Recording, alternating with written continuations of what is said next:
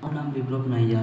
আমি 2022 সালে Canning 1 government ITI থেকে ফিটার ট্রেড নিয়ে পাস আউট করেছি এবং কারিগরি শিক্ষা সম্পর্কে ধারণা ছিল খুবই সামান্য। এখানে আসার পর জানতে পেরেছি কারিগরি শিক্ষা আসলে কী।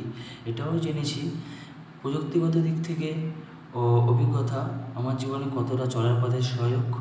এটাও জেনেছি কারিগরি শিক্ষা আসলে ITI জ্ঞান অর্জনের সাথে চলার পথে কতটা সহায়ক এবং হাতে ধরে কাজও শিখিয়েছে।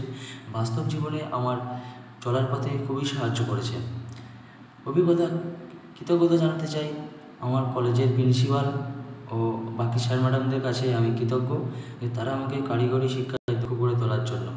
এবং এখান থেকে আমি ক্যাম্পাসিং পেয়ে রয়্যাল এনফিল্ড চেন্নাই কোম্পানিতে আমি কর্মরত এবং কোম্পানির facility transport free, canteen free, but all facility খুবই ফ্রি।